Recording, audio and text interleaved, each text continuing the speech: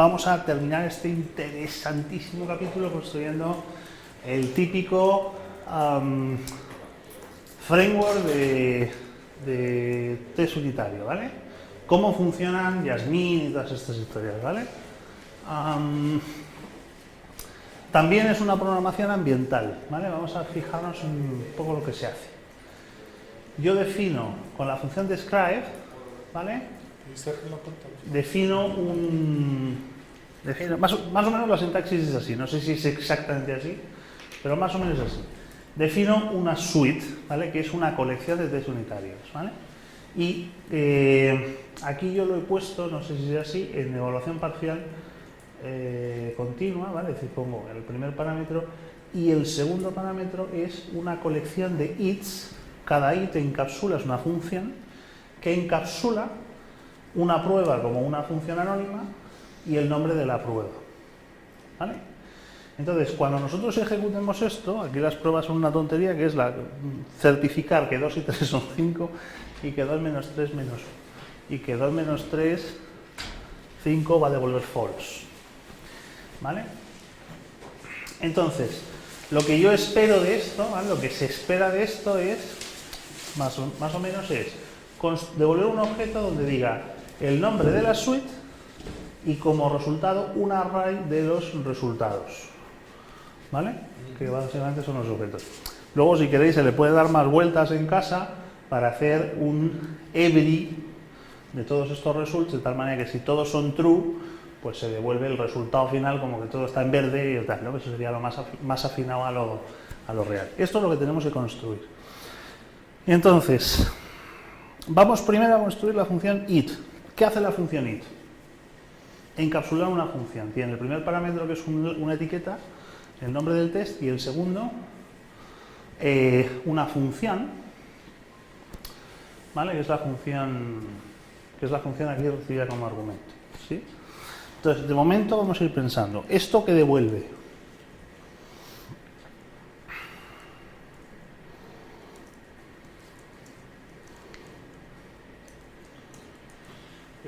¿Qué tiene que devolver it, cada it, al entorno de evaluación? ¿Qué tiene que devolver? Al describe, ¿qué tiene que devolver? Cada uno de estos elementos, ¿qué creéis que son? ¿Qué habéis dicho qué? ¿Una?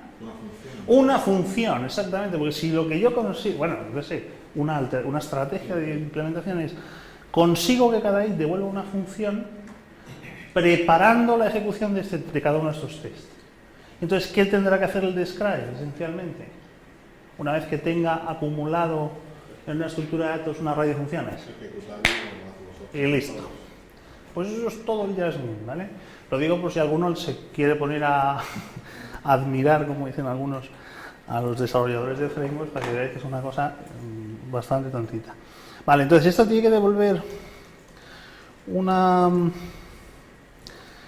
función y una función sin argumentos, ¿vale? Que sea sencillita de ejecutar, y entonces lo que nosotros tenemos que hacer es que cuando se ejecute esta función ejecutamos el test. Entonces la manera de hacerlo es, vamos a decir que devolvemos un objeto que tiene como test, o sea, como el nombre del test, el valor del parámetro test, y como resultado, exactamente, vamos a poner así bonito, la ejecución de la función fn sin más, porque es una función sin parámetros, ¿vale? Ya tenemos preparado el return dentro de esta función. Bien, es cierto que Jasmine igual tiene alguna vueltilla más porque tiene los comparadores un poco inteligentes estos del equals, not, to be, todas estas historias, ¿vale? Para el TDD y el BDD. Pero bueno, esta es la esencia del marco arquitectónico. Y una vez que tenemos esto, el describe, lo único que tiene que hacer es... ¿Qué es? Esto va a devolver un objeto por irlo preparando, ¿vale? Ya me dices, Pablo.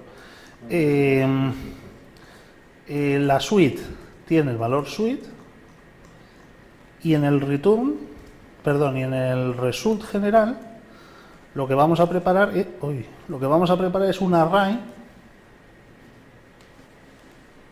de resultados. ¿Vale?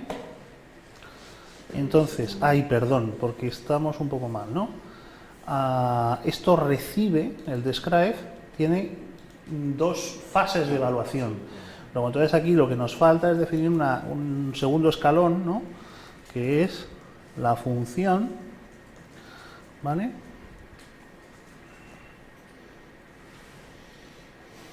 Con las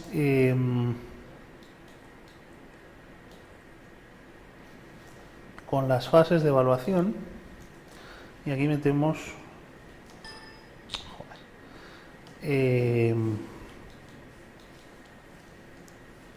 le cascamos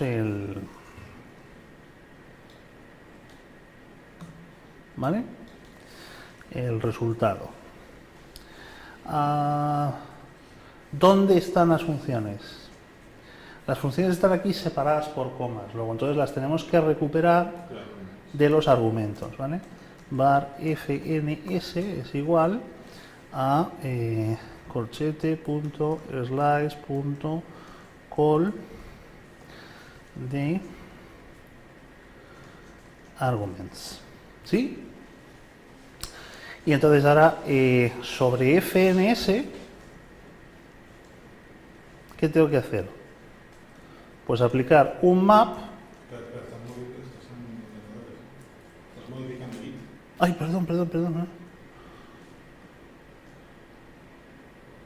Gracias. Aquí. Un map, ¿vale? Sí.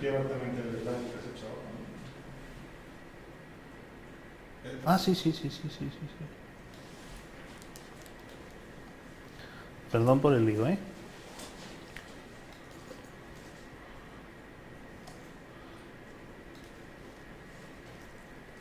Vale, así sí, ¿vale? Cogemos en el describe, cogemos las funciones y vamos a preparar el resultado. Entonces ahora sí hacemos un map, ¿sobre quién? Sobre las FNs, ¿vale? Y la función manejadora es recoger cada función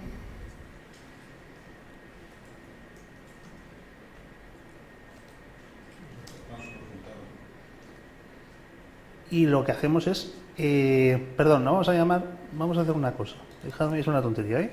Le voy a llamar its y its, ¿vale? Pues son los its. Y entonces esto, en lugar de ser una función, es un it. Cada uno de estos es un it. ¿Vale? Entonces, lo único que tengo que hacer, como el it lo que devuelve es una función sin parámetros, lo único que tengo que hacer es invocar a it. ¿Vale? Y entonces esto me devuelve, claro, esto me devuelve este resultado cuando lo evalúe, es decir, esto me devuelve este objeto, y eso es lo que tengo que devolver. ¿Vale? En esta estructura return. Esto tiene su return y ya está. ¿Correcto? Pues venga, huevos de toro y para adelante. Falta un expected token, a ver. What is the matter? Espérate, porque es que me voy a quitar. Es que esto deja de evaluar los errores cuando tiene demasiado código. Esto está bien, ¿no? Ah, claro. Que dentro de un objeto no va return. O sea, no va punto y coma. Vale. ¡Tarán! Vale. Luego ya sabéis, ¿eh? Si queréis hacer un resultado acumulado, pues hacemos un every, ¿no? Sobre los resultados y mientras todos los resultados, que calcule que todos los resultados son true para poner el verde típico ese que ponen. ¿Vale? ¿Has visto? 5 minutos se hace un Jasmine. Vale. Bueno, lo que os decía. Ahora lo que viene son, ¿vale? Fijaos en esta parte, no os si veréis algo. son los capítulos de composición. Entonces, si os parece, voy a ir a lo que más interesa en JavaScript. Voy a saltarme ese capítulo y lo dejamos para después, porque me interesa que veamos los tópicos avanzados, los estados y luego la composición, o la composición y los estados, ¿vale? Bueno,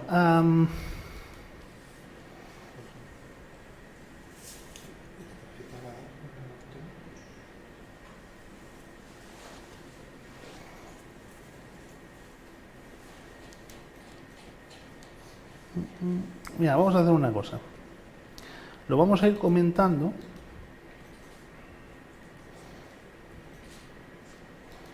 ¿Vale? Y así nos centramos en no mollar. Y os voy preguntando y lo hacemos un poco interactivo y ya está.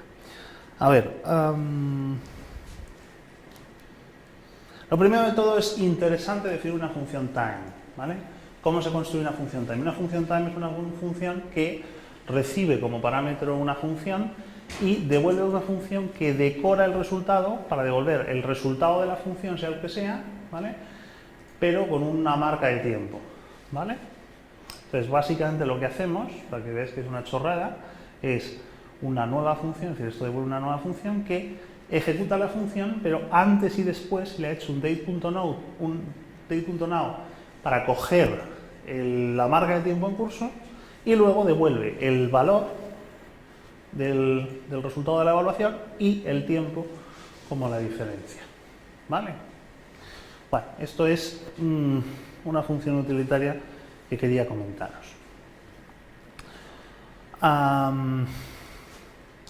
¿Os acordáis de la función POW? ¿Vale? ¿Cómo se hacía la función POW? Era un esquema recursivo. Exactamente era este esquema recursivo. No quiero que se vea la B. ¿Lo veis aquí abajito? ¿Vale? La potencia de B elevado a E, ¿vale? Es recursivamente E, dice si E es menor que 2,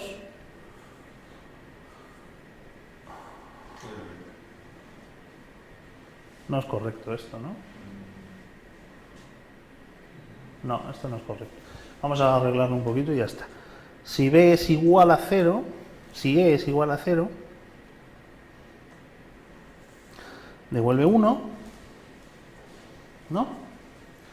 Y si no, devuelve B por POW de E menos 1. ¿Vale? Estamos hablando, por cierto, no lo he dicho, disculpadme, estamos hablando de estrategias de optimización funcional. Por eso he calculado la función tiempo y demás. Entonces,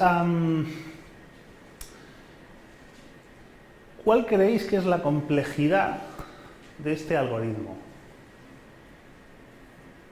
¿Cuántas iteraciones recursivas, cuántas recursiones tiene este algoritmo? Tantos como... Exactamente, parece intuitivo, ¿no? Parece intuitivo. Lo que se suele hacer, esto porque si lo queréis hacer un poco más exhaustivo es... Vamos a suponer que la función POW se llama POW de A, ¿vale? Y vamos a suponer que el tiempo de ejecutar tamaño n, es decir, cuando e valga n, de esa función está definido por la función t. Entonces, nuevamente, esta es una función recursiva que se define por partes. Cuando n es 0, ¿vale? ¿Cuál va a ser el coste de esta función? Si yo llamo a 1, o si quieres, por ser más fino, una constante c sub 1, ¿vale? Serán no sé cuántos microsegundos o lo que sea, o milisegundos o lo que sea. Y en otro caso, es decir, si n es mayor o igual que 1, ¿vale? Entonces, ¿cuál será la expresión de este algoritmo? Pues parece que habrá un coste c sub 2 vinculado a hacer el producto una vez que esto está hecho, y el coste de POW sobre n-1 es t de n menos 1. Luego será t de n menos 1 más un cierto c sub 2. ¿Sí o no? Claro, si yo hago ahora, por ejemplo, t de 3, ¿vale? Pues esto lo expreso, ¿vale? No sé si me da para hacerlo con detenimiento, pero es t de 2 más un cierto c sub 2, que es t de 1 más un cierto c sub 2 más otro c sub 2 que teníamos, que es t de 0 más un cierto c sub 2 más un c sub 2 más un c sub 2, ¿no? Y t de 0 es un c sub 1 más los 3 c sub 2, ¿no? Entonces lo que parece es que esto es de la forma 3c sub 2 más un cierto c sub 1. En relación al c sub 2, o sea, en relación a este factor, parece que pesa mucho más este factor que este. ¿Sí? O sea, cualquier valor que sea c sub 1 y c sub 2 se está multiplicando, vamos, serán de la misma magnitud, este está multiplicando a este. Luego entonces podemos decir que este le despreciamos y entonces esto, ¿vale? Tiene una relación de proporcionalidad con este parámetro. Esto quiere decir que por inducción podemos decir que t de n será de la forma nc sub 2. ¿Vale? Es decir, si quieres un n por una cierta constante k, sea la que sea, dependerá de la máquina, etcétera, etcétera.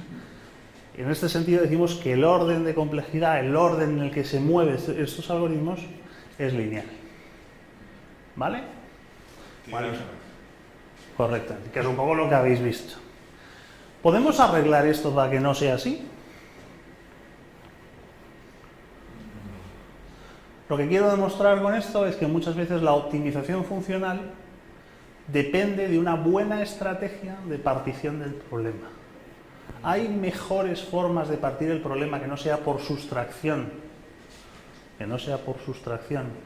donde la llamada recursiva es e-1. Hay mejores formas de resolver el problema POU que no sea por sustracción y que converja más rápidamente al caso base. ¿A alguien se le ocurre? Si preguntas es que sí, pero no porque lo vea. ¿Será que sí, no?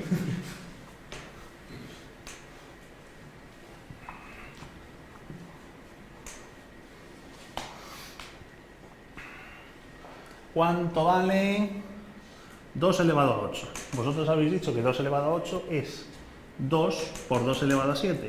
Y este es el esquema recursivo que habéis establecido. ¿Cuánto vale 2 elevado a 8?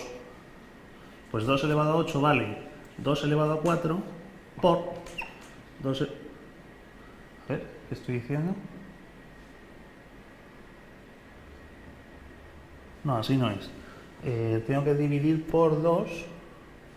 Sí, es correcto. ¿No? 2 elevado a 4.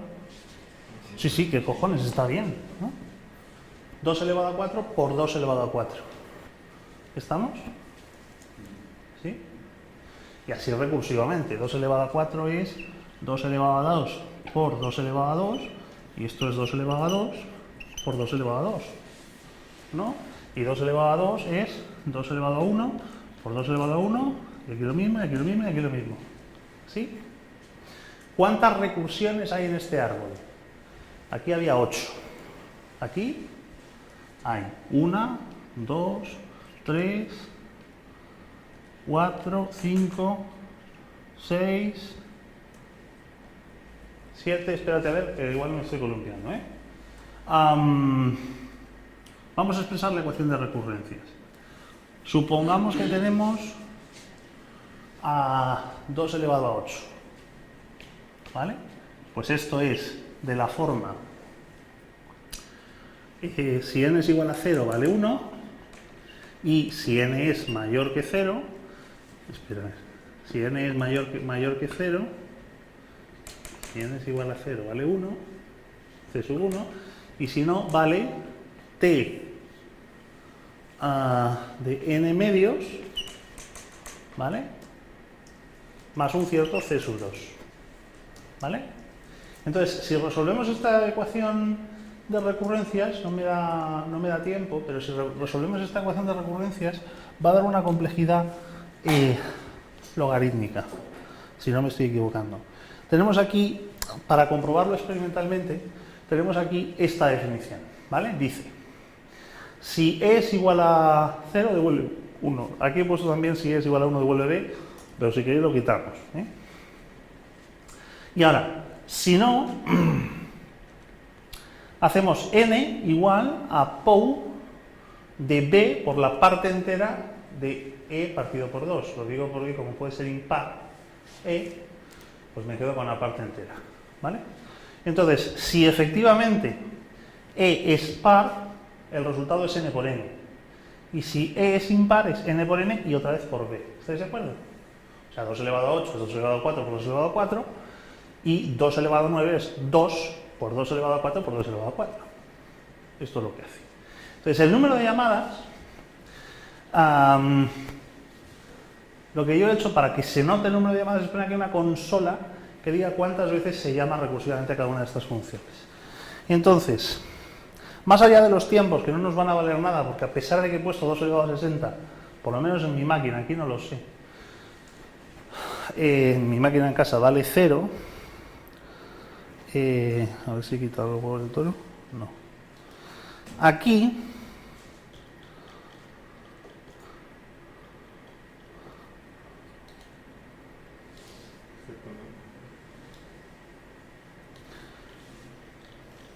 es que bueno, tengo todos los huevos del toro puestos. Fijaos cuántos A es, esto es de la versión con recursividad de sustracción, por sustracción, ¿no? Pasa del 60, 1 por 1, 1 por 1 por 1 por 1, 60. Correcto, ¿vale? Y fijaos lo que ocurre con el POV. La versión del POV hace de 60 a 30, de 30 a 15, de 15 a 7, de 7 a 3 y de 3 a 1. ¿Vale? No sé si en esta máquina se nota. Ah, sí. En esta máquina, que es una tarambanda, pues se nota bastante. ¿Vale? Entonces, siempre merece la pena, esto es por este hecho, ¿no? Porque lo que estamos haciendo es que una función, al dividir por 2 estamos convergiendo mucho más rápido, de acuerdo a una relación de progresión logarítmica, al caso base. ¿Vale? Os tengo puesta otra función, o sea, otro ejemplo, para que lo veáis, que es el caso de la función, no sé si os acordáis que hicimos la función hash, que decía si una función tiene un elemento o no. Entonces, nosotros hicimos el caso recursivo por sustracción. Es decir, lo que íbamos haciendo es, con la técnica de acumulador por posición, un parámetro de recorrido por posición y tal, lo que decíamos es, si has llegado al final del vector, devuelve false, y si no, devuelve que el elemento en la posición P sea el que estamos buscando o hash from P más 1, ¿vale? Entonces va recorriendo. ¿Vale? ¿Cuál sería otra estrategia de hacer esto? Pues otra estrategia de hacer esto sería aplicar divide y vencerás, ¿vale? En este caso vamos a llamar a hash in, ¿vale? Donde pasamos 2 parámetros de acumulación, que es desde un from hasta un to, ¿vale?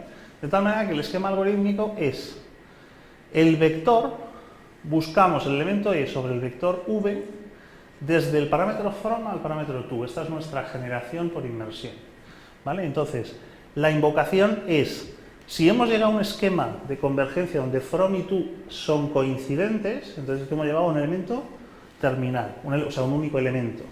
Y entonces, en ese caso, lo que hay que comprobar es que v de from o v de to, que es lo mismo, porque son iguales, devuelve, o sea, sea igual, o sea, que en ese elemento, en esa posición, está el elemento E, ¿vale? Si no, lo que tienes que hacer es comprobar, calcular la parte central, ¿vale? Más la parte entera de from más to dividido por 2. Eso es el punto medio entre from y to, ¿vale? Entonces, lo que tengo que hacer es comprobar que está en la parte de la izquierda, o sea, parto del array, por ejemplo, el array tiene 8 posiciones, pues cojo y llamo a hash vd desde la posición 0 a 4 y desde la posición, luego, o sea, o la que esté el elemento desde la 5 a la 8, ¿vale? Este es un ejercicio de descomposición por división, ¿no? ¿Vale? Divide y vencerás. Cada array, en cada paso recursivo, se va dividiendo en 2 partes. La parte de la izquierda y la derecha y vamos recurriendo. ¿Creéis que esto va a ser más óptimo. Si encuentras, sí, si no, no. Siempre cuando hablamos de optimización y cuando hablamos de órdenes de magnitud, se asume siempre el peor caso. El peor caso, en este caso, ¿cuál sería? Que el elemento estuviera en la última posición del vector, porque tendría que recorrer absolutamente todas las ramas. ¿Sí? Habría que descomponer y descomponer y descomponer, y las descomposiciones de la izquierda se ejecutarían, porque siempre se hace primero la parte izquierda y la de la derecha, y entonces el elemento, el peor caso sería que el elemento estuviera en la última posición, ¿sí? Que es donde hace matching. Bueno, si no se encuentra también. O que no se encuentre. Entonces, con ese esquema, ¿vosotros creéis que es más complejo o menos complejo? Bueno, si vosotros resolvéis la ecuación de recurrencias, ¿vale? Esto quizás es un poco pesado de ver, pero merece la pena analizarlo. Si veis la ecuación de recurrencias es exactamente la misma que antes, con una diferencia. Y es que ahora lo que se hace es que se llama dos veces, o sea, antes en la función anterior, lo que hacíamos es que metíamos aquí en n POU de b, ¿vale? Y lo reutilizábamos. En sentido estricto, ¿vale? Esto es equivalente a coger POU de b y llamarlo aquí y aquí, o sea, copio y pego, copio y pego, copio y pego, copio y pego, ¿vale? Pero lo tenemos aquí factorizado. Veremos qué impacto tiene esto. Claro, aquí el número de llamadas recursivas es, en el caso recursivo, una, porque lo tenemos factorizado. Sin embargo, en este caso, como no se puede factorizar, vamos a quitar esto. Como en este caso no se puede factorizar, lo que nos encontramos es que cada llamada recursiva tiene necesariamente siempre dos llamadas. Luego, entonces, estamos dividiendo por 2 t de n medios más un c sub 2, pero esto se hace dos veces. Luego, entonces, el resumen de todo esto es que este factor, no lo quiero decir así, pero este factor converge más rápidamente, pero este requiere dos llamadas, ¿vale? Entonces, llegamos a una situación, si ahora lo ejecutamos, bueno, de hecho está por aquí, ¿vale? Donde podéis observar que, mientras que en la versión lineal hay una relación de búsqueda lineal con respecto al tamaño del vector, en la versión de divide y vencerás hay muchísimo más recorrido, ¿vale? Entonces, experimentalmente al menos, si no queréis quedaros con la parte más teórica, experimentalmente al menos se puede comprobar que se hacen muchas más llamadas recursivas, ¿vale? Todo esto es para poner de manifiesto una cosa, y es que en el fondo, bueno, el diseño funcional, ¿vale? Y la estrategia de división es muy importante, sobre todo cuando tú sabes cachear resultados. Porque en el fondo, si nosotros volvemos a la función POU original, la versión B, y sustituimos esta asignación n por su verdadero valor en cada una de estas expresiones, funcionalmente es equivalente, a un matemático le vale. Pero computacionalmente no, porque aquí la ecuación de recurrencias del tamaño del tiempo, de la medida del tiempo, hace que efectivamente haya que computar, aunque sea innecesario, ¿vale?, dos veces cada función, en cada una de las ramas recursivas, ¿vale? Con lo cual estamos en la misma situación. Esto nos lleva a una idea feliz, y es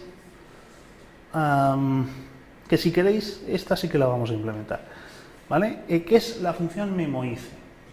Entonces, la función memoice es una función, ya lo tenemos por aquí, es una función que lo que hace es recibir una función y transformarla de tal manera que, si tú llamas, o sea, cada llamada recursiva se almacena en una caché interna, ¿vale? Y eso. Y entonces, si está, ¿vale? Si está, se devuelve directamente, y si no está, No solo es aplicable a la recursión, sino a cualquier Ahora veo. Es un coste superior la ejecución de la misma que el guardar ese dato en la caché. Ahora vemos. Déjame que lo resuelva y te respondo a la pregunta, que está muy bien vista.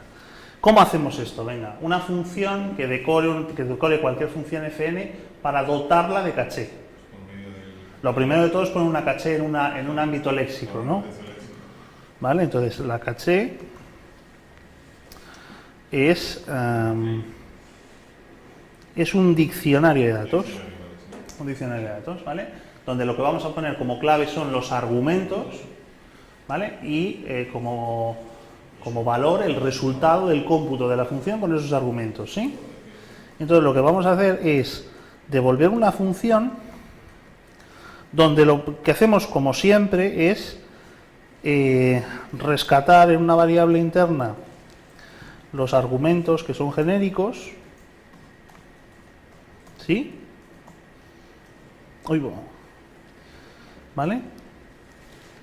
Aquí arguments. Y entonces lo que hacemos es devolvemos si arguments de... ¿qué estoy diciendo? Si la caché para estos argumentos tiene un valor, devuelvo ese valor.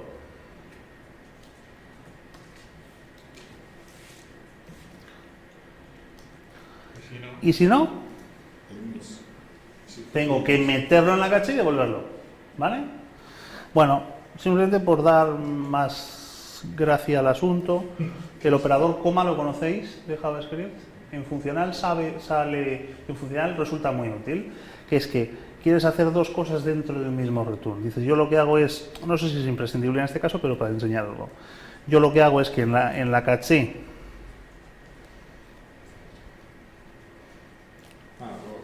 meto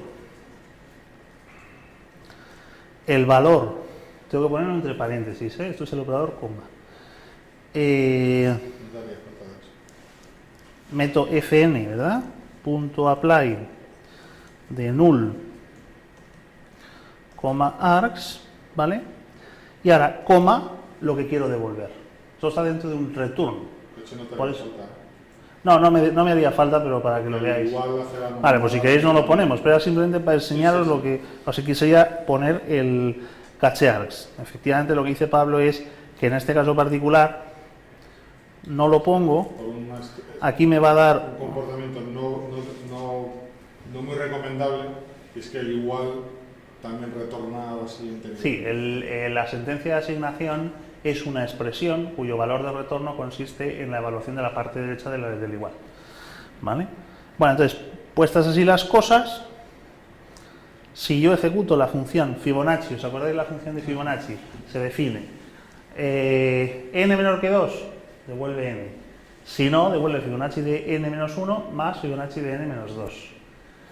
Claro, aquí el número de llamadas recursivas se repiten mucho. ¿Por qué? Porque todo fn-1 incluye fn-2. Entonces es súper interesante que dentro de este esquema recursivo cacheemos cada uno de los valores. Entonces, para comprobar que esto efectivamente es una realidad, vamos a ejecutar Fibonacci con la versión sin, natural, ¿vale? Fib de A, y Fib de B, que es memoice de Fib de A, ¿vale? Es la memorización, ¿vale? El cacheo de Fib de A. Y vamos a ver cuánto vale estos resultados. El resultado va a ser el mismo, el tiempo, evidentemente, no. Vale, entonces, fijaos que la diferencia, el resultado me da igual, la diferencia es de 2 segundos, 36 frente a 34. Me parece poco la diferencia, pero bueno, quizá vaya escalando más. Es que la operación no es muy compleja. Claro. Se resuelve rápidamente. Pero fijaos la cantidad de llamadas recursivas que hemos ahorrado. Creo que preguntabas antes, si no me corriges, si esto... vamos a ver, esto está... lo aclaro. Esto está vinculado al reaprovechamiento de cómputos dentro del esquema recursivo. ¿Qué quiere decir esto? Que la función memoice libera toda la memoria entre llamada y llamada. ¿Vale? Entonces, no es que la segunda vez que llamemos o sea, ahora si yo pongo fibdb 2 veces, vaya a tardar todavía menos, ¿vale? Porque la caché es local. Si quisiéramos hacer una lógica de caché que valiera para varios, o sea, digamos, para distintas llamadas, entonces tendríamos que extraer la caché fuera, ¿vale? Lo que pasa es que eso no suele ser, eso poluciona bastante la arquitectura, tener la caché fuera, bueno, a gustos los colores, ¿vale? ¿Sí? ¿No qué? A ver, la retención léxica... Vamos a comprobarlo a ver si me estoy colando, ¿eh? O sea... A ver, pero es que... Uy, no, queda un no, segundo. no, ¿Perdón? Sí, sí, ya lo veo. 0. Ah, pues es verdad.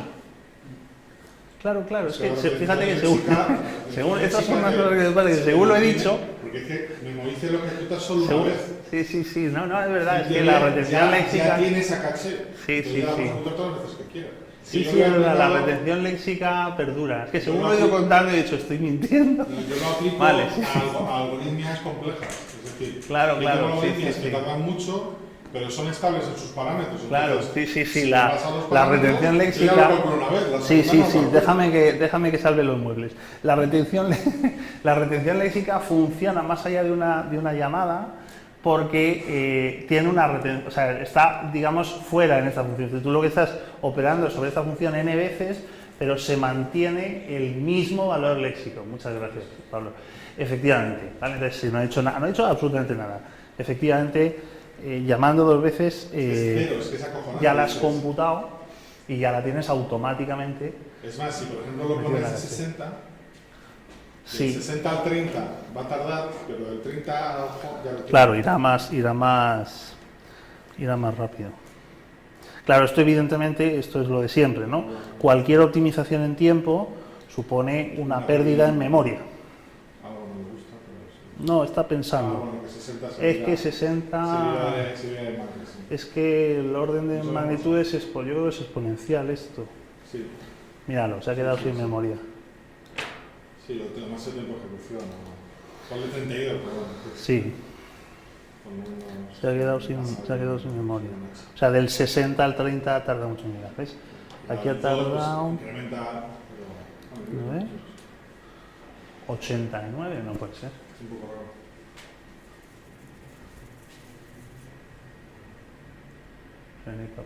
Porque... No, sí. Es que el parámetro recursivo debería mantenerse. Ponle 28, un momento, perdona. Son milisegundos. Claro, milisegundos, pero... Solo tendría Son que hacer milisegundos, ¿no? Es que el argumento cambia. Entonces, No, pero el ya, pero como apoya el en... 31 no lo tengo, el 31 no lo tengo, pero el 30 Claro. sí lo tengo. Y este, sin embargo, 13 milisegundos. Bueno, Bueno, eso puede ser un tema del... no sé, habría que ajustarlo. Esto para que lo incluyas en tus charlas de performance. Bueno, pues vale. Esto en cuanto... ¿Sí? ¿Algo más? No, estoy pensando... Claro. El otro hilo intenta resolver problemas. Esto en cuanto a optimización en tiempo. Optimización en memoria, ¿vale?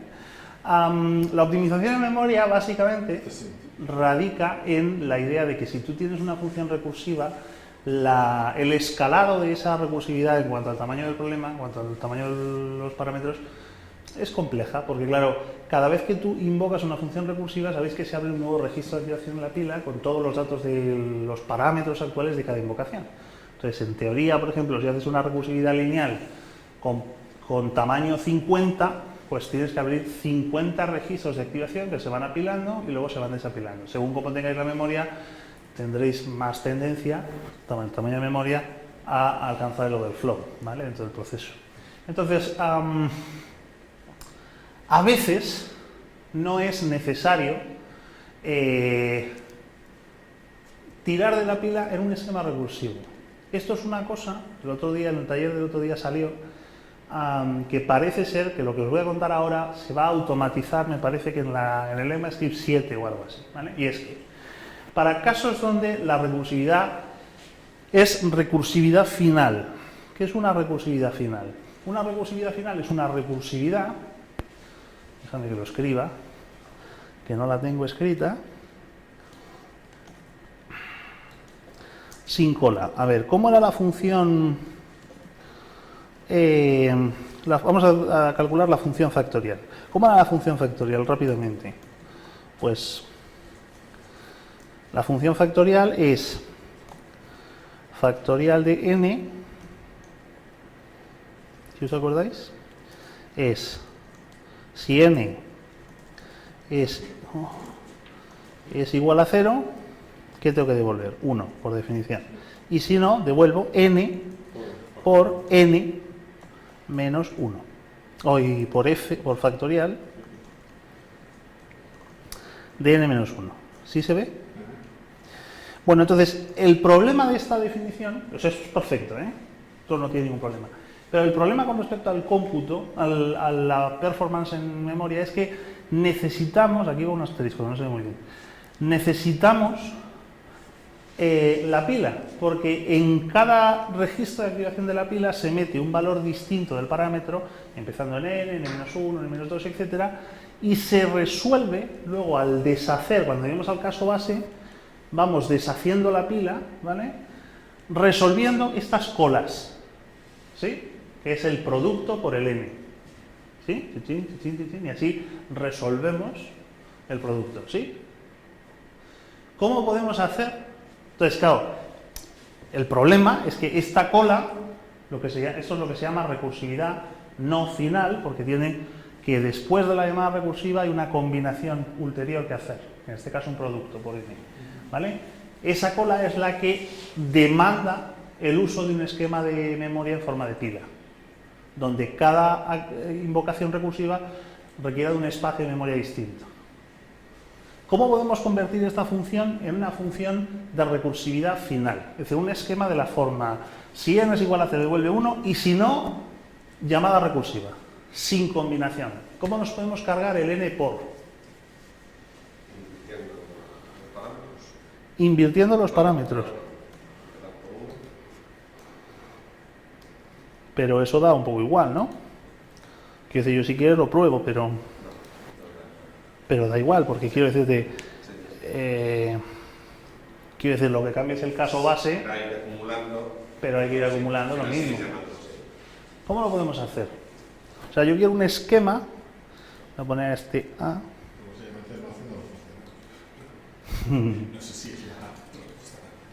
Yo quiero un esquema que sea de esta guisa, algo así, ¿vale? Evidentemente esto no funciona.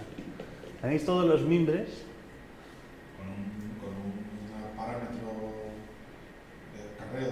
Exactamente, con un parámetro acumulador. Muy bien.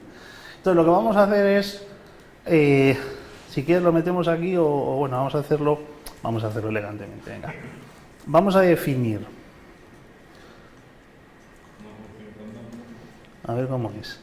Definimos una función, le llamamos auxiliar, la ponemos aquí en bloque. A ver. Cuyos parámetros son n y el acumulador, ¿vale? La función ahora vemos lo que es. Aquí cierra el cuerpo de la función, cierra el este y la llamo con n y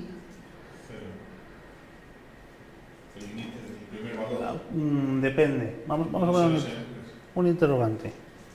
Ahora lo vemos. ¿Qué tenemos que poner aquí? Venga, entonces, si n es 0, ¿qué es lo que hay que devolver? ¿Dónde está el resultado final cuando se alcanza el 0? En el acumulador, por definición. Devolvemos el acumulador. Y si no, llamamos a la función b factorial con n-1 y actualizamos el acumulador. Ah, y a la función auxiliar, gracias. ¿Vale? A, ¿cómo se actualiza A? Pues es A multiplicado, ¿no? Por n, ¿no? A ver, ¿por qué estoy diciendo? Sí, eso es, ¿vale? Es un poco la impresión que él decía, pero aquí. ¿Vale? Entonces ahora, el elemento neutro del producto es 1, luego entonces la base del acumulador es 1, pues si no, cuando meta un 0... Sí, eso. ¿Vale? Entonces, esto ya lo tenemos resuelto, ¿vale? Esta es una técnica, esto es lo que se llama inmersión por motivos de eficiencia, porque lo que estoy haciendo es eliminar la recursividad, o sea, la recursividad no final, la estoy convirtiendo en una recursividad final. Ahora, fijaos cómo mola esto, ¿eh? Ahora vamos a coger esta función y lo que vamos a hacer es que el caso recursivo lo vamos a meter dentro de un zunk. ¿Sabéis lo que es un zunk? ¿Cómo os puedo dar yo un 3? Pues así, 3. Toma, un 3. Pero otra forma de dar un 3 es esta.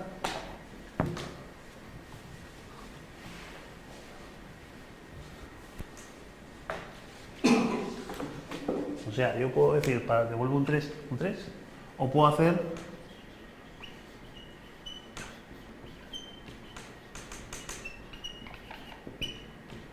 eso también devuelve 3. ¿No? Cuando yo te doy esa función, cuando tú la evalúas, te devuelve un 3. Me das una caja que tiene un 3 dentro. Me das una caja que tiene un 3 dentro. Vale.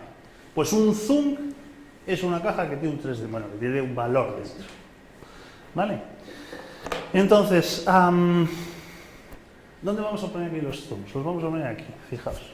Vamos a coger este mismo diseño y vamos a decir, si con la idea de la recursividad del acumulador, tal, la recursividad final. Si n es igual a 0, devuelve el acumulador. Y si no, en lugar de llamar recursivamente a la función, devuelvo una función que llama recursivamente a f. Lo que estamos haciendo es poner una interposición en cada vuelta recursiva. ¿Vale? Estamos como si fuéramos el debugger que pone un punto de ruptura justo en la recursividad. ¿Sí? Porque cada vez vuelve porque lo que hace es devolver una función. Entonces, con estos mimbres, es decir, esto requiere este ejercicio, ya os digo que a partir de las 7 se va a poder hacer el salto de recursividad no final a... Bueno, no sé qué tipo de transformaciones hay. Vamos a definir la función trampolín. Este es el único while que tengo en el código. Vamos, se podría hacer también recursivamente, pero por no liar la madeja, lo he dejado con un while. La función trampolín lo que hace es deshacer los zooms. Entonces, claro, si vosotros os dais cuenta, la llamada recursiva, vamos a volver otra vez al ejemplo, la llamada recursiva lo que hace es que esto devuelve una función que, en teoría, al volver aquí, devolverá otra función, que devolverá otra función, que devolverá otra función. Esa función no se llama sola, digamos. A la F originalmente. No, la segunda. Sí. Eso voy. Vale. Trampolín se encarga de eso. Trampolín es el que pega el salto. ¿Vale? Entonces, lo que hacemos es que devolvemos una función que coge los argumentos, como siempre, de estos anónimos, ¿vale? Llamando a la función. Entonces, pueden pasar, esto es el resultado de llamar a la función. Pueden pasar dos cosas. Si hemos llamado con unos argumentos de tal manera que la evaluación de la función fn directamente entran en caso base, esto será un resultado final. Por lo tanto, si es un resultado final, directamente, bueno, aquí tengo un console log, tal, directamente lo que hago es resolver, o sea, devolverlo.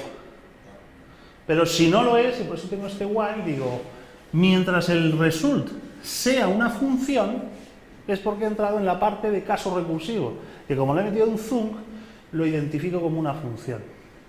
Entonces, lo que tengo que hacer, eso es el console log, lo que tengo que hacer es result igual a llamar a result.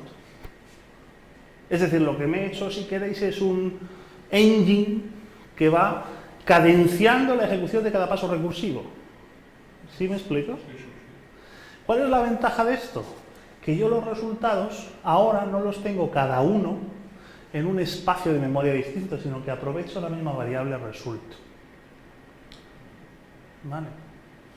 Por tanto, cuando termine de deshacer este while y result ya no sea una función sino un valor real, lo devuelvo. ¿Sí? ¿Se ve? Sí. el sabor que me deja, que no hago la... Flavor. Sí, me recuerda, pero no sé por qué, a cuando intentas hacer que funciones síncronas, especialmente largas, convertirlas en asíncronas. Es decir, si tú haces recursión, no puede haber asincronía. Porque la Si recursión tú haces recursión no puedes, claro. porque pierdes el hilo, digamos. A no ser que utilices promesas, en cuyo caso vuelves sí, a un ya, pero esquema. estamos a otro- Si hablas de CPS, Sí, el modelo más clásico. el modelo de callbacks, Pero con este, digamos, cuando lo has ido contando, a mí me ha recordado cosas que yo tengo que construir para convertir en asíncrono procesos muy largos síncronos, porque mientras no me estés devolviendo una función, yo puedo volver haciendo llamadas asíncronas. Cuando la siguiente llamada, la última llamada, revuelve un valor, eso ya es el resultado. sí. Eso es típico. Sí, tengo que hacer Es una cosa un poco tortífera, sí, las cosas que ocurren con el CPS, con el callback y tal. Eso es una reflexión interesante. Haremos un taller, si queréis, de programación asíncrona, donde reflexionaremos sobre lo verdaderamente importante de la programación asíncrona cuando haces el CPS. El CPS es las llamadas, utiliza callbacks. Todo el mundo dice que el problema es la diagonalización del código. Eso no tiene nada que ver. El problema de las callbacks es que pierdes el retorno, o sea, básicamente tú pierdes el return y el try catch. Bueno, hasta aquí las cosas de optimización, ¿vale? Con esto también rompemos, con este caso, otro hilo de mi reflexión, es el problema de aquí no puedes romper la pila. Con este no puedes romper la pila, de hecho no estás usando pila porque estás aprovechando una variable result. Vale. Pero puedes hacerlo completamente genérico, es decir, podríamos hacer una función de primer orden que devolviese, que modificase el comportamiento de funciones recursivas para... Pues mira, en teoría eso lo hace el compilador, pero es que el nivel de intercesión, es decir, de meterme yo dentro, en el esquema recursivo... Claro. Tú no puedes modificar no es la llamada recursiva tan posible como fuera. De hecho, por ejemplo, si tú quieres modificar una función para meter un console en cada llamada recursiva, yo no he sabido resolverlo. Sí, porque no puedes meterte en... tu string y eval. Bueno, tu string modificó el código y se lo fundo. Bueno, claro, eso es... Hacer un papel de eso es solución generativa, eso no... Sí, vale. Sí. Vale. Bueno, venga, la mutabilidad... Se nos va el tiempo, ¿eh? Vamos, un tercer taller ya sería mucho, ¿no? Creo yo. A ver... Trabajo para casa. Trabajo para casa. Es que queda toda la... esta. Bueno, a ver, esto es muy interesante, la mutabilidad, ¿eh? A ver,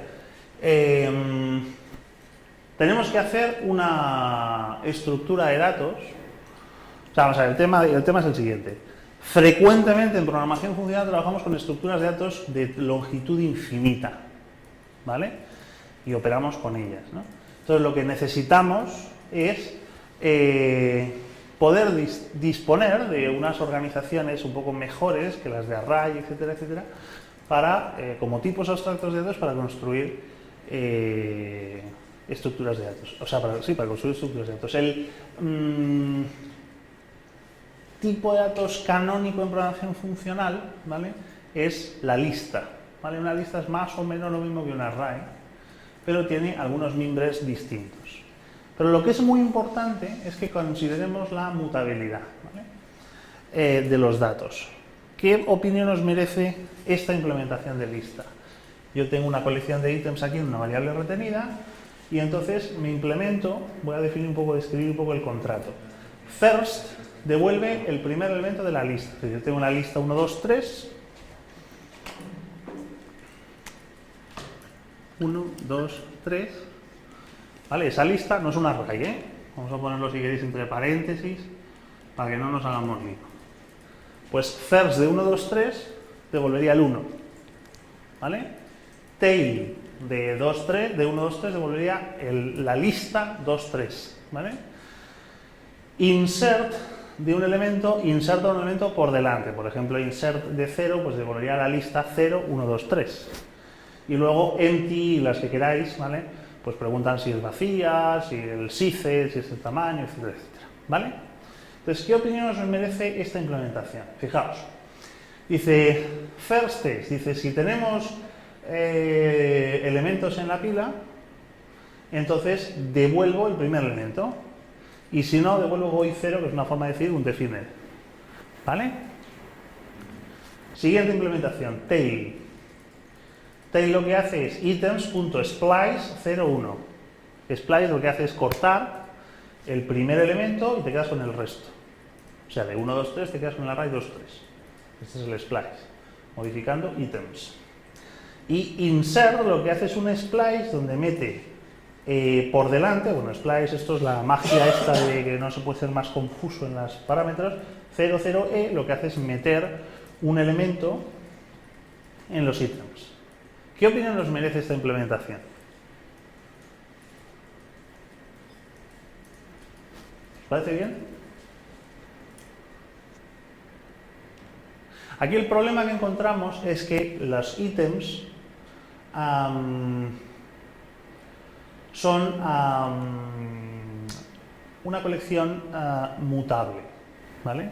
Es decir, cada vez que nosotros invocamos a tail, ¿qué pasa? Que ítems pierde un valor.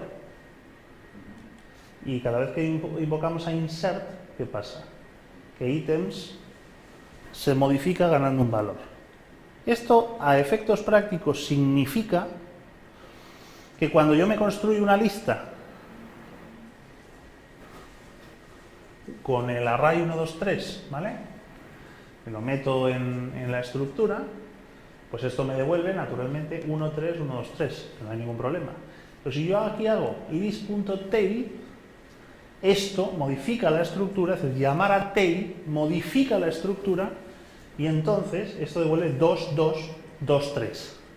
Esto viola el principio de programación funcional según el cual las funciones tienen que ser puras, es decir, no tienen que tener efectos colaterales. Llamar una vez a tail o 27 veces a tail sobre list no debería tener efectos colaterales.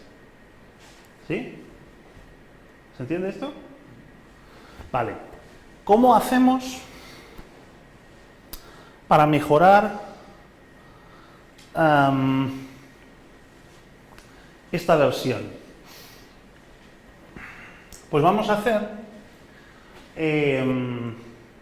una segunda versión de lista donde la estructura de datos no se pierda, ¿vale? Entonces, first sigue estando como estaba, es decir, si tenemos elementos devolvemos el primer elemento y si no 0, eso no es una operación mutadora. Y, sin embargo, tail lo que hace es construir una nueva lista, la hemos llamado ilist de inmutable list, ¿vale? Una nueva lista cuyo constructor aquí tiene los datos, le paso items.slice de 1. Entonces, slice es una función que no modifica ítems, sino que genera una copia donde se pierde el primer elemento, porque he puesto aquí un 1, ¿vale? Y entonces eso lo pasamos por un parámetro y lo construimos, ¿vale? Entonces devolvemos una lista, otra lista con los elementos 2, 3, ¿sí? O sea, de la lista 1, 2, 3 estamos generando otra lista que es la lista 2, 3. ¿Se entiende? Y aquí exactamente lo mismo, que construimos para el insert una lista que consiste en insertar por delante el elemento E sobre la lista de ítems. Como siempre, concat, ni slice ni concat modifican ítems, ¿vale? Entonces hemos conseguido una estructura inmutable. Nos quedamos aquí, nos convence la estructura, ¿sí? El problema de esto es que esto no escala suficientemente bien, porque cada vez que, aunque lo hemos hecho en el pasado en ejercicios, cada vez que aplicamos una concatenación en un slicing, lo que estamos haciendo es clonar la estructura. Esto probablemente a un matemático no le importe, pero desde el punto de vista del rendimiento importa mucho. Entonces, ¿cuál es la solución que podemos idear? ¿A alguien se le ocurre?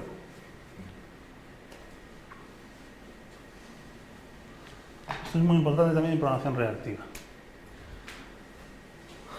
¿Qué os parece si definimos una lista como una concatenación de nodos donde cada elemento tiene su primero, si estamos hablando de la lista 1, 2, 3, pues el primer elemento va a tener, vamos a ponerlo aquí dentro, un 1, ¿vale? Y el segundo va a ser un enlace, un puntero, como queráis decirlo, a un segundo elemento que tiene un 2, y este a un tercer elemento que pues no tiene nada, que tiene un define.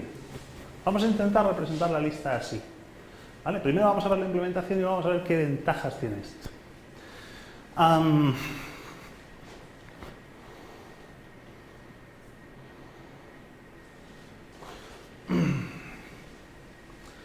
Fijaos, pues estamos en... Espérate que no sé dónde estoy. Esta era la versión 2, que no lo he comentado. Esta era la versión 2, donde hemos conseguido la inmutabilidad, es decir, tail ya no afecta, ¿vale? Y, sin embargo, lo hemos hecho a costa de replicar información. Entonces, desde el punto de vista del contrato, el insertless tampoco afecta al insert, ¿vale? Aquí no está el 4. Y entonces, desde el punto de vista del contrato, eso significa que las funciones devuelven una nueva estructura con las modificaciones. Entonces, si lo que quieres es mantener ese código explícitamente, el cliente tiene que hacer list igual a list.tail, ¿vale? O list igual a list.insert. Entonces ahora sí, ¿vale? Pero porque explícitamente el cliente ha forzado esa reasignación, ¿vale? Podríamos valorar si esa reasignación es muy funcional o no, pero que se entienda, ¿vale? Las funciones devuelven una nueva versión de lista modificada. Vamos a hacer exactamente lo mismo, pero con esa lista enlazada. Fijaos, lo que yo voy a hacer es definirme nuevamente la función, la versión de la función list con el constructor data. Y entonces, primero me implemento un nodo, ¿vale? El nodo es un constructor de otra estructura de datos interno que es nodo, de first y tail, y básicamente lo que devuelve es un array con el first y el tail, ¿vale? Estoy definiendo esta unidad, básicamente. ¿Sí? Cada una de esas. Entonces, tengo una variable retenida nodo que la inicializo sin parámetros. Es una lista vacía. Esto sería la lista vacía. Y luego lo que he puesto aquí, dentro de una función de evaluación inmediata, es un poco como la lógica de construcción. Le llamo constructor para que me quede bonito, ¿no? Paso los datos del constructor original, que es un array, y digo, bueno, pues data o el vacío, para que, en fin, para que no dé problemas si no le estoy pasando datos, y hago un reduce, ¿vale?, sobre esta función. El primer parámetro es el acumulador y el segundo parámetro es el elemento, recordadlo. ¿Cuál es el valor original del acumulador? El nodo, este nodo, ¿vale? Como yo lo que tengo que construir es este encadenamiento, lo que tengo que hacer es recorrer con esta reduce el 1, el 2 y el 3, y lo tengo que poner aquí, aquí, aquí, y hacer estos enlaces. Así que lo que vamos a hacer es decir, el acumulador no lo voy a llamar AC, sino que lo voy a llamar en este caso n de nodo, ¿vale? Entonces vamos a decir, inicialmente el nodo.first apunta al elemento eésimo de esta primera iteración, y luego n.tail es un nuevo nodo, una estructura de par first y tail, ¿vale? Y lo que devuelvo es n.tail como siguiente del acumulador, porque lo que quiero es ahora en el n.tail poner en su first el segundo elemento y construir un tail en su tail, ¿vale? Es decir, n.tail.tail va a ser node. Y así hasta llegar al final de los elementos del array, ¿vale? Con lo cual hemos construido esta estructura, ¿vale? Y ahora que tenemos esta estructura, vamos a definir el contrato, por así decirlo, de la lista. Voy a definirme una función que la voy a llamar list, la otra la he llamado list, ¿vale? Esta está aquí dentro, return una función list, ¿vale? Ya veréis por qué, porque la vamos a nombrar, y le voy a pasar como parámetro el nodo que tenemos retenido léxicamente al principio, ¿vale? Una vez después de la lógica de construcción, esto tiene el encadenamiento. Entonces, básicamente esto lo que tiene es el return, como veis, y aquí al final tiene la evaluación del nodo, para que el que se está pasando como parámetro, de hecho, es el nodo. Entonces, ahora sí, el first es return node.first y el tail es return una nueva lista, es decir, un nuevo interfaz de estos, cuyo nodo es node.tail, ¿vale? Es decir, empieza en la cola de este primero, ¿sí? ¿Se entiende? Y luego la función insert es crear una nueva lista cuyo nodo es crear un nodo cuyo elemento es el que acabo de insertar y cuya cola es el nodo en curso. ¿Sí se entiende? Vale. Entonces, a partir de aquí, las demás implementaciones, pues tontería, ¿no? Empty es que, por ejemplo, node.tail sea un define, y el sice básicamente pues es una recursión que si se alcanza node.tail devuelves 0 y si no 1 más el sice del tail y demás, ¿no?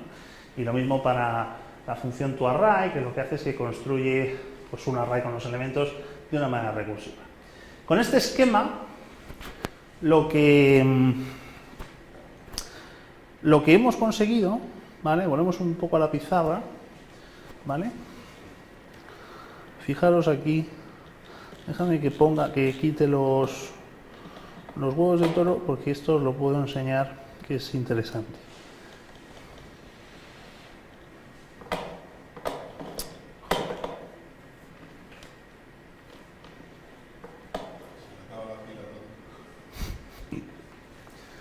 Vale, esto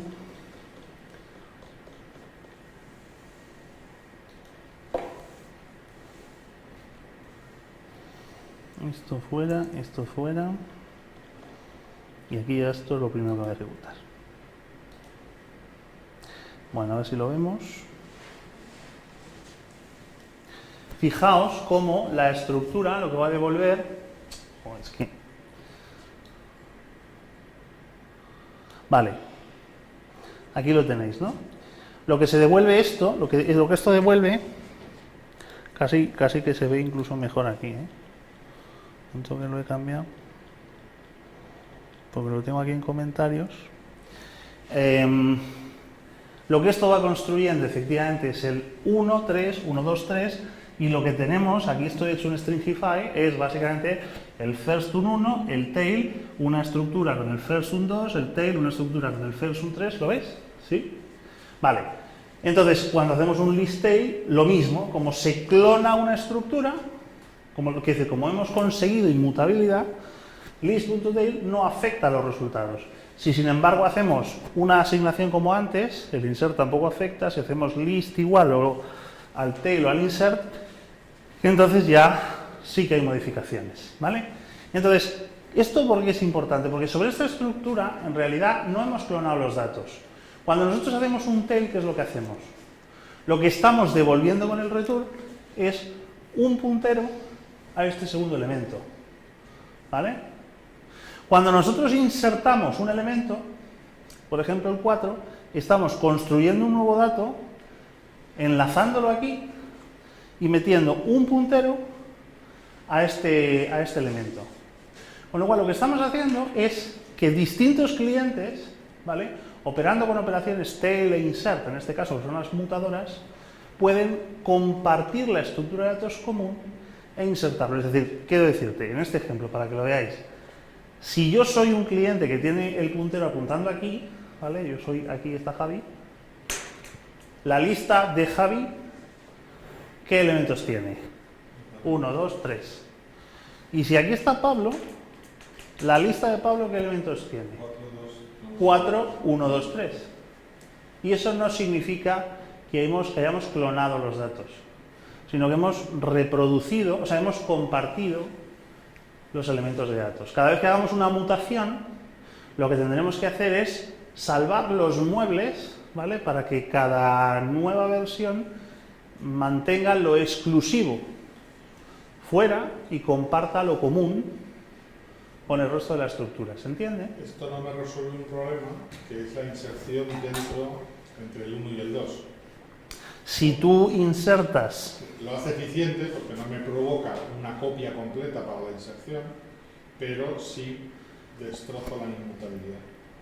Si tú insertas, claro, tal y como está la naturaleza celeste, si tú insertas entre el 1 y el 2 y metes un 5, por ejemplo, tú lo que necesitas es clonar el 1. Esto es evidente. Eso sí. ¿Vale? Sí, pero nunca modifico el puntero del que tienes tú.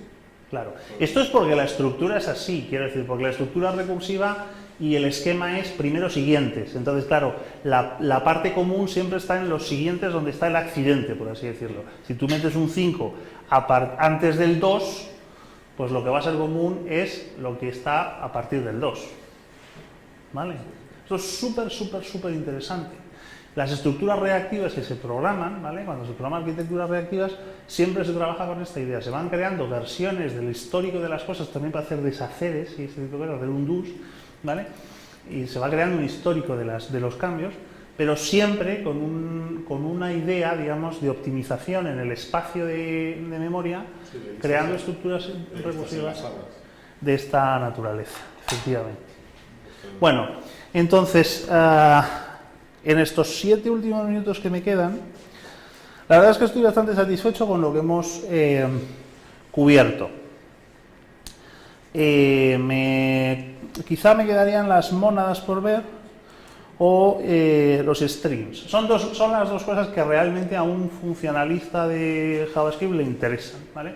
Porque todas las cosas de composición que veis ahí, que os animo que le echéis un ojo, digamos son menos naturales porque como el JavaScript es un lenguaje que permite el secuenciamiento de instrucciones, no es tan importante la composición, ¿vale? La composición funcional es muy importante en funcional porque no puedes poner una instrucción detrás de otra, ese concepto no existe, ¿vale? Entonces, si os parece, vamos a ver los streams, ¿vale? Os comento un poco los streams y vemos de qué va esta película. Los streams de datos son una estructura de datos que representa estructuras infinitas. Una estructura infinita en realidad es un cómputo funcional. Por ejemplo, la estructura de los números naturales, ¿cómo se representa en funcional? Pues como una función que cada vez que la invocas te devuelve el siguiente elemento, ¿no? Entonces, el primer problema que tenía yo aquí planteado, que os lo planteo rápidamente, es cómo construir una fuente de datos. Ay, espérate que voy a sacar la versión hecha, ¿no? Que me he ido a la no hecha. 8.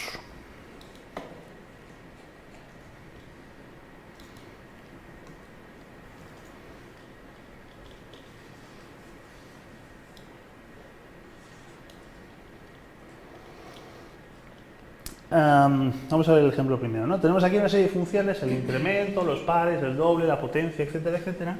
Y lo que queremos hacer son funciones, por así llamarlas, generadoras, ¿vale? Funciones generadoras que me generen, pues por ejemplo, la función de números, cada vez que la invoco, me devuelve el siguiente natural. O el evens, que cada vez que la invoco me devuelva el siguiente par, y etcétera, ¿no? Aquí tengo la definición, como siempre lo hacemos por partes en funcional. Definimos la función agnóstica de lo que es el siguiente, el evento, el par, el doble, etcétera, ¿vale? Y entonces ahora generamos una estructura de números. Bueno, esto es tan sencillo como aplicar un poco la función abstracta source, aplica un poco de retención léxica. Dices, partimos de un valor inicial, lo metemos en una variable c retenida léxicamente y entonces cada vez que llamamos a una función lo que hacemos es que el resultado es el que está en c, actualizamos c como fn de c, ¿vale? Porque cada nuevo dato, fijaos cómo son bueno, aquí las tenéis, las funciones, ¿no? Inc de c es el siguiente de x, te devuelve x más 1. El siguiente par de x está definido como x más 2, ¿no? Si x es par, pues x más 2 también es el siguiente par. Si x es un número, pues x más x es su doble, etcétera, ¿no? Entonces, el siguiente elemento de la serie siempre se calcula como fn de c, ¿vale? Y se devuelve el elemento. Una chorrada, ¿no? Como un piano de media cola. Entonces, vamos a hacer refinamientos de esta idea. Bueno, aquí se ve que efectivamente si yo tengo una estructura give que lo que hace básicamente es una iteración. Dices, devuélveme n elementos. Entonces esto tiene un esquema recursivo, como veis, que dice, si hemos llegado al elemento 0, devuelve el array vacío, y si no, concatena de llamar a la función source una vez más, la metes en el elemento iésimo y la concatenas con el each de n-1, ¿vale? Entonces esto lo que hace es un for each, básicamente. Esto es un for each para ir iterando, ¿vale? Dame 5 números, 5 pares, 5 dobles y 5 potencias desde el 0 y desde el 1, ¿sí? Entonces, vamos a ir dándole un poco más de vuelta a esto. Sé que es un poco tarde, pero prestad atención porque se va a ir complicando progresivamente. El rango. Pues un rango es una variante de esto donde hay un principio y un final, ¿vale? El rango tiene n y m y nuevamente otra vez con el mismo esquema de retención léxica empezamos en el mínimo, en n, y la función lo que va haciendo es ahora definir un protocolo de objetos que devuelve el valor del siguiente elemento en el recorrido de rango y un predicado done, una variable booleana, que indica si se ha llegado al máximo. Entonces, se calcula siempre el siguiente elemento, ¿vale? Y se devuelve el resultado R. Aquí probablemente habría que hacer un refinamiento, que es decir que solamente se actualice C si C es menor que M. ¿Sí? Bueno, Menor o igual, ¿vale? pues ahí No hace falta que lo escriba, lo corrijo, ¿sí? Lo ejecutarías una vez más, ¿no? Eso es. O sea, aquí habría que decir, si C no cumple el predicado done, es decir, si C es menor o igual que M, ¿vale? Pues entonces actualizamos C, ¿vale? Esto es lo que falta. ¿Vale? Entonces, puestas así las cosas, todo lo demás es lo mismo. Numbers ahora son todo esto, numbers, sevens, dobles, etcétera, son funciones que devuelven rangos. Y entonces, devuélveme el rango de números entre 0 y 10, el rango de pares entre 0 y 10, el de dobles entre 1 y 10, etcétera, etcétera. Entonces, el give me ha cambiado un poquito, porque lo que hemos devuelto es una estructura de datos que nos indica la finalización del dato. ¿Vale? Entonces decimos, vamos a sacar un nuevo elemento X llamando a la función. Dices, si hemos terminado, entonces devolvemos el conjunto vacío. Pues esto lo que hace es definir un array, o sea, devolver un array. Devolvemos el array vacío. Y si no, metemos el valor y concatenamos con each, volviendo a llamar a fn.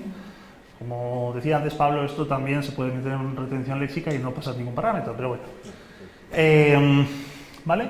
Entonces volvemos a llamar a each de fn y así sucesivamente. Entonces al final, cuando definimos give me de cada una de estas funciones, pues esto te devuelve, esto te itera, ¿vale? Hasta que sea done y entonces te devuelve pues el 0 al 10, del 0 al 10, del 1 al 8, del 1 al 4, etc. ¿Sí? Hasta que se supere el máximo. Siguiente elemento, siguiente paso en complejidad. Los iteradores. Esto está en ECMAScript 6 y es que solamente vamos a hacer un cambio sobre ese protocolo de definir como criterio de parada el objeto. El objeto ya devolvemos el resultado, ¿no? Hemos dicho, y el done. Pues en lugar de devolver una función, en lugar de hacer un return directamente de esta función, lo vamos a meter dentro de un objeto next. ¿Vale? O sea que la función va a ser un método miembro next de un objeto que es obviamente el next. ¿Por qué? Pues yo qué sé, porque así lo ha definido en ECMAScript 6. ¿Vale? Entonces eso tiene ventajas porque hay determinados constructos sintácticos que aprovechan esta aproximación. ¿Vale? Bueno, entonces con esto... Si no me equivoco es por complejo, porque tenía Python en estos. ¿Ah, sí? Sí, Muy complejo. me Suele pasar esto. La función giveMe, en este caso, es simplemente llamar a next. En lugar de ser una función, pues yo tengo el iterador, le hago un punto next, esto me devuelve una x, y x tiene su parte done, como antes, y su parte value. No ha cambiado nada, esencialmente. ¿Vale? Pero de ahí sí que nos vamos a los generadores. ¿Sabéis lo que es un generador? ¿Sí? ¿Quién sabe lo que es un generador en JavaScript? Bueno, pues dejadme que lo cuente, que lo vais a pillar en un segundo. Un generador, o sea, una función o un método, un procedimiento, ¿vale? Lo que pretende es encapsular una determinada lógica funcional, ¿vale? Es una caja negra que yo la llamo y me devuelve un resultado. En realidad lo que estoy haciendo es una división de responsabilidades según la cual el cliente invoca la función se ejecuta hasta que llega un return, ese return tiene asociado una expresión que se evalúa y esa es la que yo recojo como cliente, ¿sí? ¿Estamos de acuerdo o no? ¿Sabéis lo que he dicho o no? Correcto. Vale. Entonces, la invocación de una función o procedimiento es completa. Un generador es lo que se llama una corrutina, ¿vale? Una corrutina es una rutina que colabora con la función cliente. Es decir, el cliente es capaz de invocar a la función, a la corrutina. La corrutina se ejecuta parcialmente devuelve el control con un valor de retorno al cliente, el cliente hace cosas, y por un protocolo que ahora estableceremos, vuelve a llamar a la corrutina. Pero la corrutina, en lugar de volver a empezar por el principio, como ocurre con los procedimientos normales, continúa en el punto siguiente de instrucción donde se quedó. Entonces necesitamos nuevos constructos sintácticos y protocolos de comunicación entre el protocolo y, o sea, entre el cliente y proveedor, entre el cliente y la corrutina, el generador, con nuevos constructos sintácticos y nuevos protocolos para establecer, articular esa comunicación. Entonces, el constructo sintáctico que identifica la parada, la interrupción, ¿no?, dentro de una corrutina es el yield, ¿vale? Es decir, un yield es exactamente lo mismo que un return, pero no es una salida finalista, sino es me quedo aquí. Es exactamente lo mismo que un return porque devuelve también un valor, ¿vale? Y la llamada a la corrutina, o sea, la llamada a la continuación de la corrutina por parte del código cliente es a través del método next, ¿vale? Entonces vamos a ver cómo con generadores se puede construir la función rango de antes. Tenemos un rango de una función y en el segundo nivel de evaluación aquí pone una estrella para definir que esto es un generador, función estrella, ¿vale? No sé si se ve muy bien, pero es función estrella. Y tenemos dos parámetros n y m, ¿vale? Entonces, decimos, como siempre, retención, bueno, esto es más bien imperativo, que es más claro de ver. C es igual a, empezamos con el valor inicial, como antes, esto esencialmente no ha cambiado mucho, y ahora decimos, mientras C sea menor que el máximo, es decir, mientras estemos progresivamente alcanzando la cota superior del rango, lo que voy a hacer es meter C en el resultado, actualizar C y hacer un yield de R. Cada iteración la voy a interrumpir dentro de ese while, porque cada una de ellas es un nuevo resultado que tengo que esperar a que el cliente me lo solicite. Aquí estoy suspendido a que el cliente me lo solicite, ¿vale? En cada vez. Y una vez que este yield se ejecuta, el cliente hace un next sobre este generador y entonces continúa con la siguiente instrucción, que en este caso sería volver otra vez al while, y cuando se falsifique, se haga falso esta expresión, entonces se devuelve este return. El return es la salida finalista del resultado. Y el protocolo este de tener el objeto del done y demás, si no recuerdo mal, se mantiene. No, ¿se mantiene o no se mantiene? Sí, correcto, se mantiene. Fijaos cómo el gimme, bueno, aquí lo demás está, ¿no? Es decir, tenemos las funciones, el number se ha construido un range, lo que pasa es que estos ranges generan, valga la redundancia, construyen generadores, ¿vale? Estos son generadores. Y entonces ahora damos el generador de los números 0,10, de los pares 0,10, de los dobles 0,10, de las potencias 0,10, etc., 1 a 10, etc.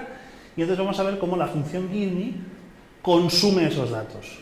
Pues muy sencillo, yo hago un esquema iterativo, aquí le paso el generador y digo, al generador le hago un next. Entonces, el next de ese generador, si está al principio, pues comienza hasta el primer yield, ¿vale? Que será meterse en el while, primer yield, ¿vale? Y entonces esto me devuelve un X que tiene su parte done y su parte value. Entonces lo construyo, y si hay un done, si done es true, pues entonces esto, y si es esto es lo de antes, ¿no? Y si no lo es, pues value concatenado con each del generador, ¿vale? Entonces, cada vez que llamamos al generador con un next, vamos invocándole, invitándole a que reanude su ejecución suspendida. ¿Sí se entiende?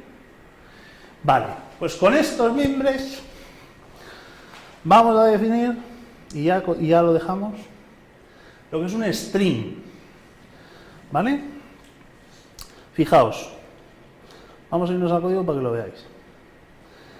El stream, o sea, supongamos que nosotros lo que queremos es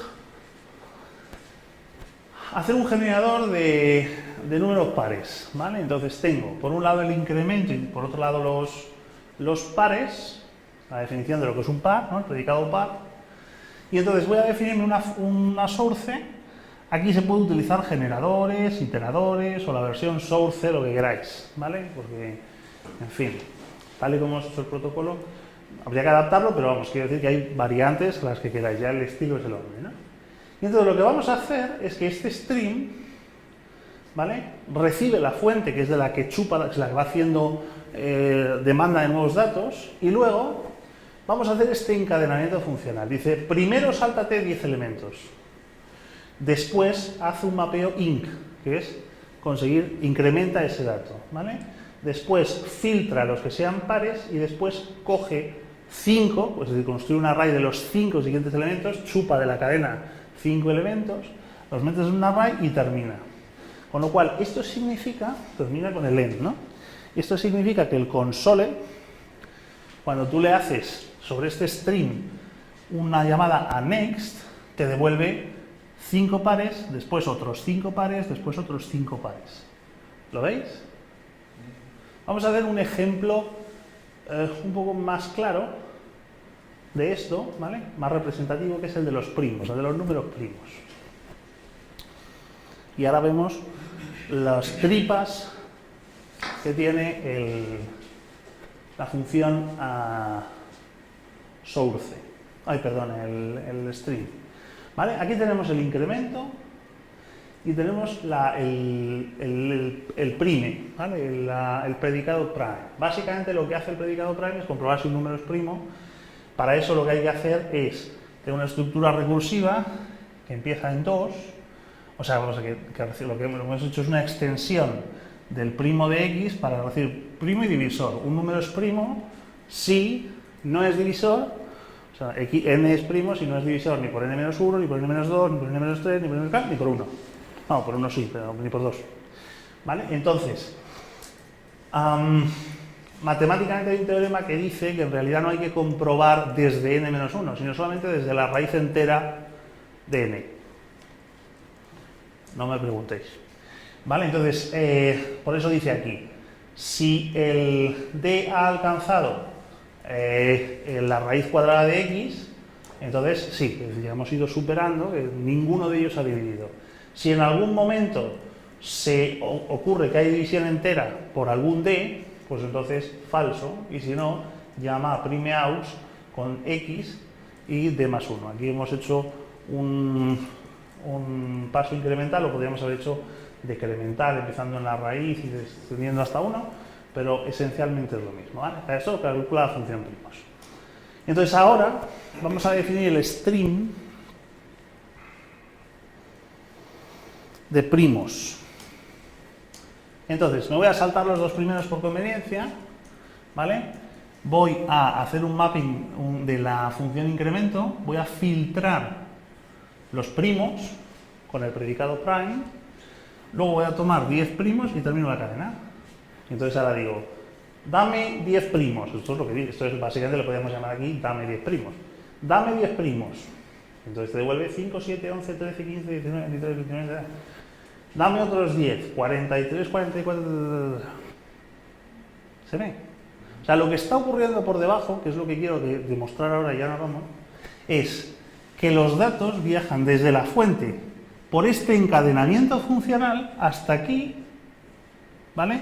Y cuando tú llamas al next, lo que estás haciendo es solicitar datos desde abajo para que chupen desde la fuente, atraviesen toda esta transformación funcional y devuelvan el resultado. ¿Sí me explico? Esto es un modelo de programación reactiva, hay varios, que es el basado en strips. ¿Vale? Bacon.js, por ejemplo, es un modelo de esto. Y hay gente que considera que la programación en front debería ser de esta manera, donde los elementos no son números como en este caso, sino eventos del DOM.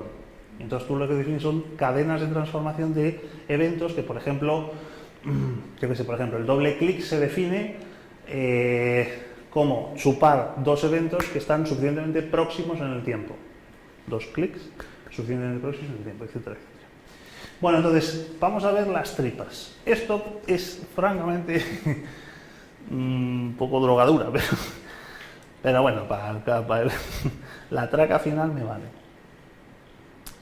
A ver, Presten atención, que ya sé que estamos cansados, pero acabamos enseguida. La versión map, reduce y filter la conocéis, ¿no? Son las versiones de las funciones de siempre, pero en este caso no operan sobre un array, sino que operan sobre elementos únicos dentro del string de transformación.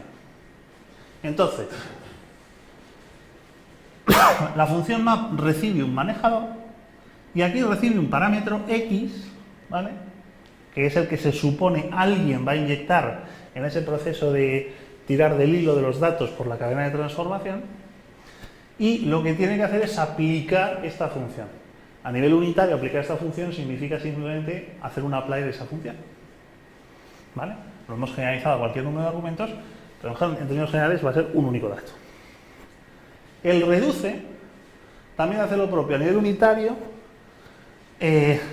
se configura con una función, con un manejador de agregación y una base, ¿no? Y el segundo nivel de evaluación es el dato X que entra por aquí, y básicamente con una retención léxica caracterizo el acumulador que yo le pongo inicialmente a la base. Fijaos que estoy construyendo de otra manera la misma lógica de la map, el reduce, etc.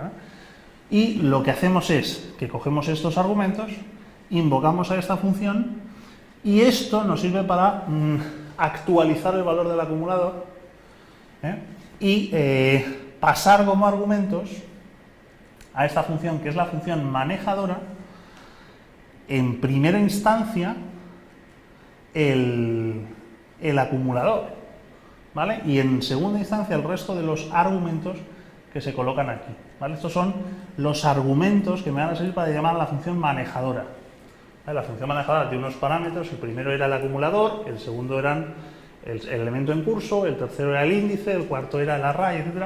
Pues todos esos elementos que se coloquen aquí son los que voy a concatenar, y siempre el primero es el acumulador, ¿vale? Que os hagáis una idea general me vale. El filtro ocurre exactamente lo mismo. Recibo el generador, perdón, el FN, ¿vale?, el manejador, en primera fase de evaluación, y en segunda fase de evaluación los argumentos. Entonces evalúo la función con esos argumentos, y esto me va a dar true o false, un out que va a ser true o false. Si es true, quiere decir que hay que dejar pasar el dato, y si es false, que no. Luego, entonces, aquí devuelvo un valor, solamente devuelvo el valor 0, de hecho, de los argumentos, del argumento que pase, solamente si out es true. Si no, esto va a devolver un undefined, ¿vale? Take y skip. Take lo que hace es que prepara un array de datos, porque va chupando datos, ¿vale? Entonces, por aquí le van llegando datos, ¿vale? Aquí tiene un parámetro n general, y entonces lo que va haciendo es acumular en este vector los x, y si llegamos a cubrir los n valores, si vlength llega a ser mayor que n, entonces clono por conveniencia el vector en un w, eso es lo que retorno, y reajusto v al vacío. Y el skip lo que hace es saltarse n valores, con lo cual los n primeros valores que entren por aquí se van a descartar y luego se empiezan a pasar.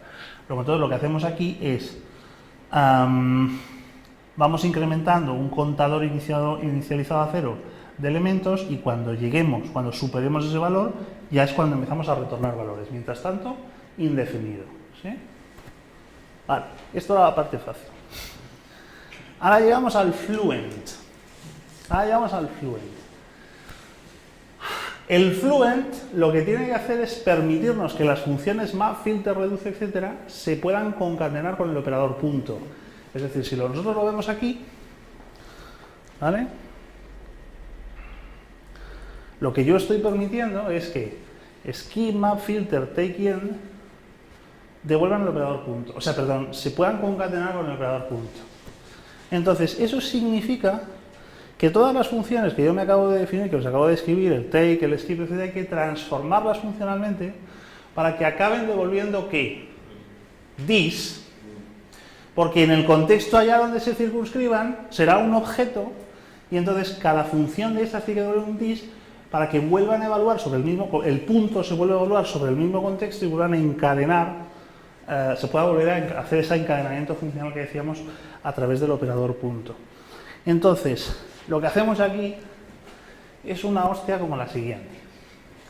Como los manejadores, como esas funciones, map, filter, reduce, etcétera, devuelven valores, ¿vale? Pues lo que vamos a hacer es definir un manejador HN, ¿vale?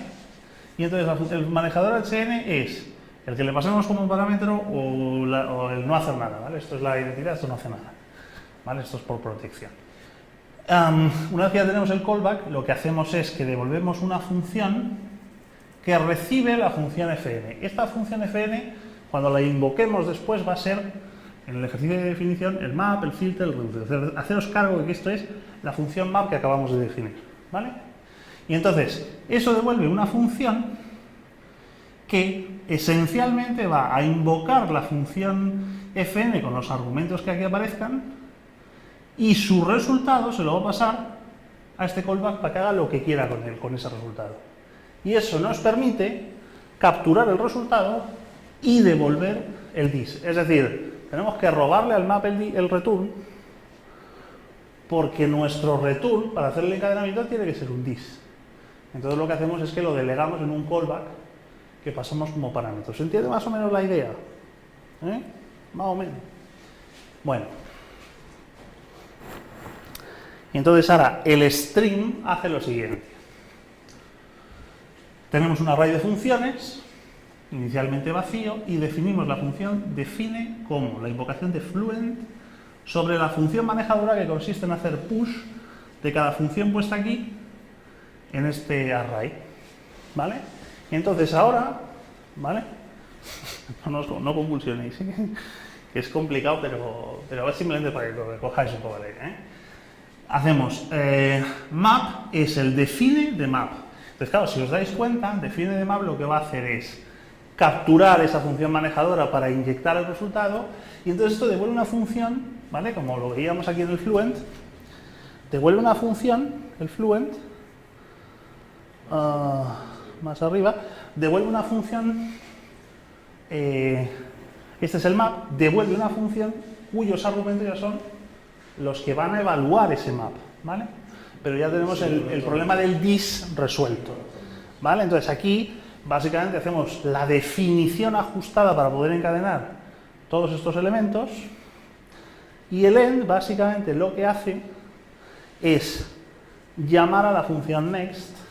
Bueno, el end tiene un next que llama a la función next esta local, y esta función next local lo que hace es, con este sequence break, básicamente es que con un acumulador va resolviendo la composición. Esto sí es una chorradita. El dis es los corchetes que hay en ese último return, ¿no? ¿Cuál? Los dis estos que acabas de citar hace un momento, sí, se refieren al se refiere, muy bien, se refiere a este return, ¿no? Vale, es que hasta ahí, cuando de repente ya lo has visto todo junto, he dicho, es que si no, correcto. ¿qué puñetos es eso? Correcto. Vale, para que se pueda hacer encadenamiento, que devuelvan siempre ese objeto, y entonces el siguiente punto vuelva a encontrar el diccionario map filter reduce take sí. El siguiente punto map filter reduce. Esa es la idea.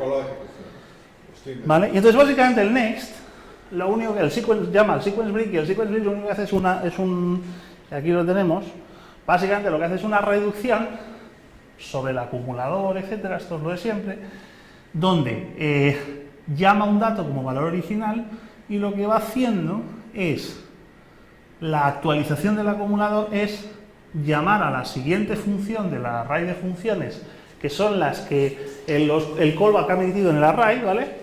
Que corresponden a la declaración del stream, ¿vale? Al map, al filter, al reduce que hemos ido metiendo en el ejemplo de los primos, etcétera, ¿vale? Entonces, lo que se va haciendo básicamente es el resultado llama a la función y acumula el resultado, es decir, que se va haciendo la composición funcional, ¿no? F compuesto con G de X es G de X, y el resultado lo metes como parámetro de F y eso es lo que devuelves. Bueno, pues eso extendido a tamaño n es lo que hace este reduce, ¿vale? Bueno, es un poco críptico, pero no puede ser más fácil, o sea, más difícil. Que no se puede simplificar más.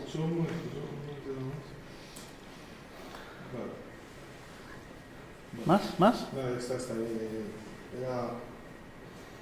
Entonces, cada vez que haces un next, lo que tú haces, en esencia, es recorrer este array de funciones registrado sobre la cadena esta que hemos definido aquí en los ejemplos. O sea, aquí estamos hablando de esta, y aquí estamos hablando en este otro ejemplo de esta. Esto es lo que está en el array FNS. Entonces, cuando tú ejecutas el end, básicamente estás generando un next que cada vez que lo invocas, recorre ese array de funciones y las va componiendo funcionalmente una. Entonces, el resultado de cada función es el parámetro de entrada, las siguientes funciones dentro de ese array. Y cuando termina, fuera. ¿Vale? Bueno, estas son las tripas, pero lo que es interesante aquí es ver cómo tú puedes definir un string y operar por composición de transformaciones funcionales. ¿Vale? Entonces, con esto hemos dado cobertura a todos los elementos funcionales de programación. ¿Vale?